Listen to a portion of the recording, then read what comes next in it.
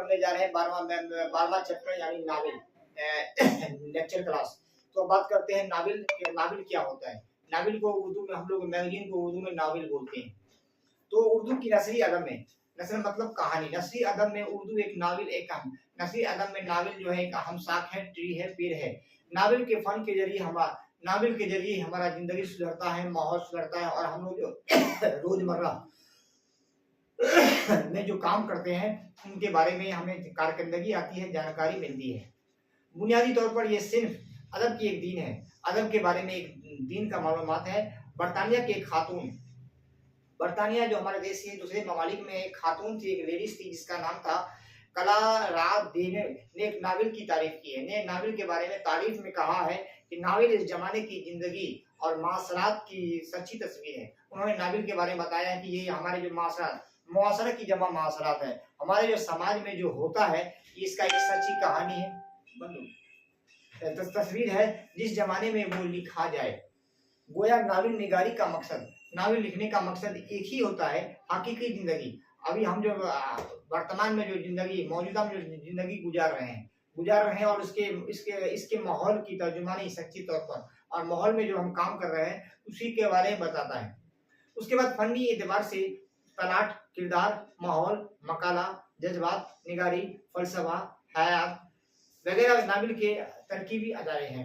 उसके बाद हम बोलते हैं मगरबी ममालिक में सनअती इनकलाब के बाद जब हमारे मगरबी कल्चर में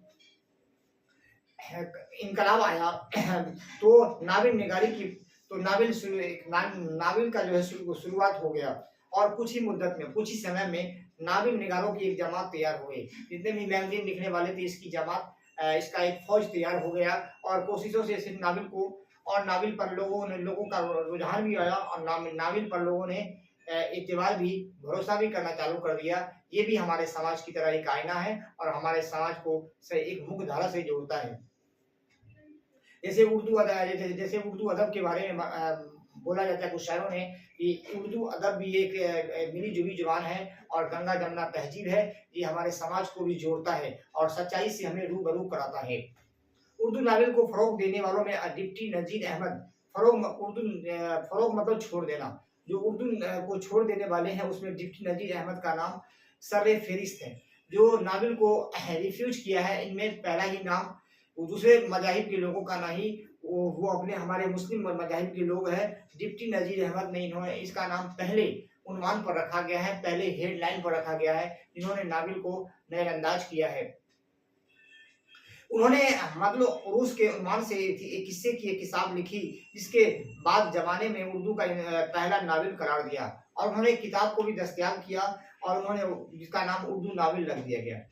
इसके अलावा नजीर अहमद ने 6 नावल लिखे और नजीर अहमद ने भी अपने कलम के माध्यम से कलम के द्वारा 6 नावल को लिखा और उन नावलों के किस्सों का मकसद कौम की जुबान हाली और उनका एक ही मकसद था नावल लिखने का कि समाज में सुधार हो जाए, इस्लाह हो जाए, लोग सुधर जाए, अच्छे काम की ओर दौड़े, बुरे कामों से बचे और लोगों का रुझान सही मकसद हमारे जीने का मकसद क्या है, हम काय पैदा हुए उसको समझे।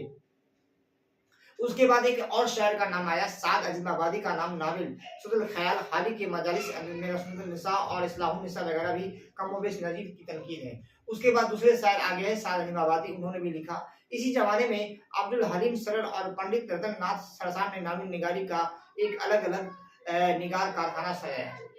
उसके बाद ये लिखे, सर तारीख एक पर्दे में अपनी बातें कही जबकि सरसार तहजीब और सफाकत और कदरों को अपने नावल की बुनियाद बनाते हैं। और एक तरफ हम हटते हैं, सिर्फ उर्दू अदब के जानकार मुस्लिम ही नहीं बल्कि हमारे कुछ हिंदू हजरात में जैसे प्रमोद आचार्य कृष्णम ये तकरीर भी कर लेते हैं और एक कुछ उर्दू के अच्छे जानकार हैं। जैसे हमारे मुस्लिम में जो है वो लोग भी इनसे रूबरू हैं और इतने भी मुस्लिम हैं। यानी हमारी उर्दू एक ऐसी जुबान है, मीठी जुबान है जिसको सीखने के लिए हमारे दूसरे मजाहिब हिंदू और दूसरे मजाहिबी लोग बेकरार है और बेसब्री से सीखते हैं। उसके बाद हम बात करते हैं 20वीं सदी के इब्तिदा में। अब हम पहुंचते हैं 20वीं सदी में शुरुआत में उर्दू नावल के नए अहद का आगाज। अहद का 2 माने होते हैं, एक अहद मतलब किस्म और एक अहद मतलब पक्का इरादा। तो ये यहाँ आगाज हुआ। उसके आगाज हुआ 20वीं सदी में शुरुआत हुआ। इसमें एक नाम आता है मिर्जा हादी रुसवा का, दूसरा नाम आता है इमरान जान का और तीसरा नाम आता है मंजर आम का। इस तरह नावल के फन और के एतबार से भी जिस अहद का नाम खाका उरूज पर आया उसमें भी एक नाम आता है प्रेमचंद का। तो प्रेमचंद लगभग ने मुंशी प्रेमचंद, इसके नाम के साथ लकब हो गया मुंशी।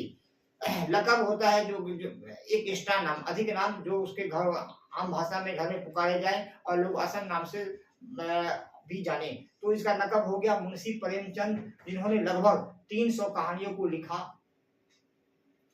जिसका एक मशहूर मारूफ है गोदान, दूसरा है मैदान अमल। ये प्रेमचंद के नावल के उम्दा नमूने हैं। इन्होंने ये मशहूर हो गए, ताकि मशहूर होने का मतलब ये होता है कि इस नाम से सारे लोग वाकिफ रखते हैं, जानते हैं, भले वो प्रेमचंद को पहचाने या न पहचाने, लेकिन इनके नावल को जरूर पहचानते हैं।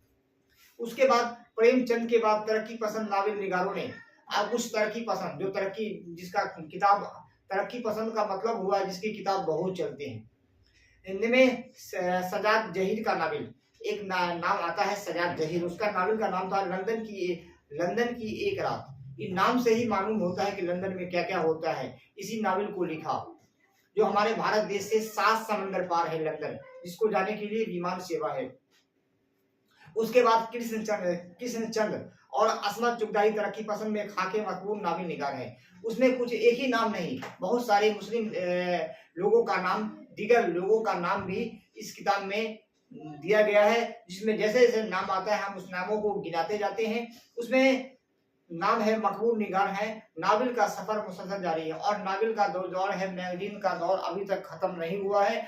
कुछ ना कुछ हजरात आ ही जाते हैं जो नावल का परचम लहराते हैं और नावल को लिखते हैं। और नावल को लिखने का एक ही मकसद है, समाज में सुधार, लोग सही काम करें और अपने तरक्की को, अपने भविष्य को खुद गढ़े।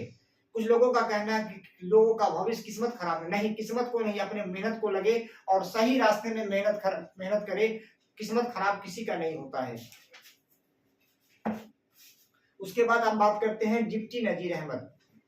नजीर अहमद की पैदाइश, और नजीर अहमद की पैदाइश 6 दिसंबर 1836 को बिजनौर के अफजलगढ़ परगना के बस्ती को रेड में हुई थी। और ये नजीर अहमद की पैदाइश 6 दिसंबर 1836 को होते हैं, बिजनौर के जिला में होते हैं। उनके